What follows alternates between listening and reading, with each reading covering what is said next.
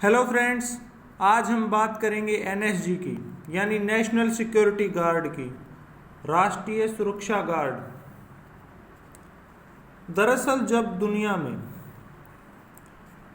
अनेक वीआईपी लोगों और कई आतंकवादी हमलों के बाद दुनिया के कई देशों को ये महसूस हुआ कि एक स्पेशल फोर्स बनाई जाए। इसीलिए कई देशों में एक स्पेशल फोर्स बनाई गई और भारत में भी इसकी ज़रूरत 1984 में ऑपरेशन ब्लू स्टार के दौरान महसूस की गई, जिसके बाद एनएसजी के मसौदे को मंजूरी दी गई और इसे भारतीय संसद ने 1986 में पारित किया, जिसके तहत एनएसजी का गठन किया गया।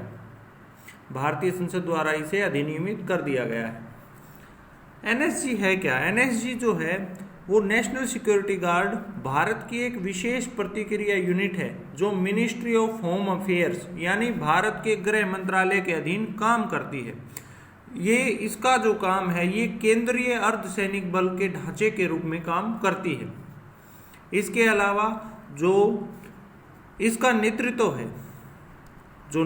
है वो भारतीय पुलिस सेवा का, इंडियन पुलिस सर्विस का महानिदेशक स्तर का अधिकारी करेगा। एक इसमें सीधी भर्ती नहीं हो सकती, नेशनल सिक्योरिटी गार्ड में सीधी भर्ती नहीं हो सकती है।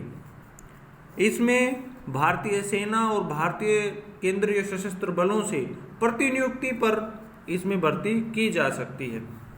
इसमें भर्ती होने के लिए सबसे ज़रूरी है कि 35 वर्ष से ज़्यादा उम्र ना हो, कि कोई भी व्यक्ति जो एनएसजी में शामिल होगा उसकी उम्र 35 वर्ष से अधिक ना हो।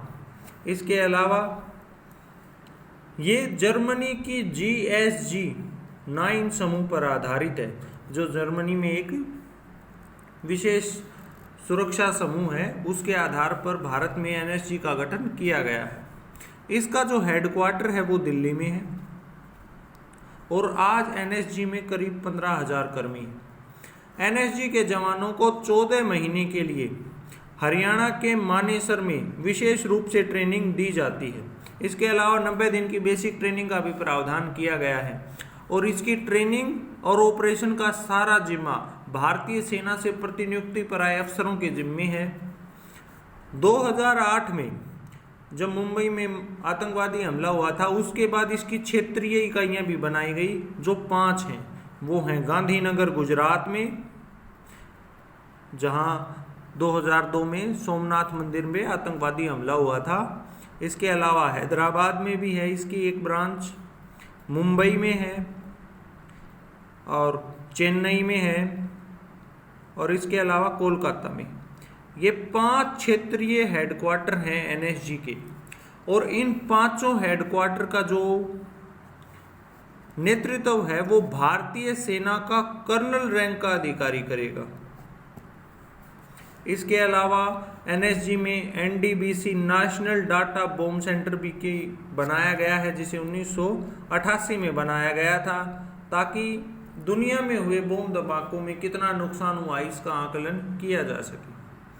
इसके अलावा एनएसजी जो है वो हाउस इंटरवेंशन, आतंकवाद विरोधी, एंटी टेररिज्म और एंटी हाईजैकिंग अभियानों में विशेषज्ञ है और अपने काले ड्रेस और काले सूट की वजह से इन्हें ब्लैक कैट के नाम से भी जाना जाता है और देश के या विदेश के किसी भी विशेष अति विशिष्ट व्यक्ति को सुरक्षा देने के लिए एनएसजी का जिम्मा किया जाता है।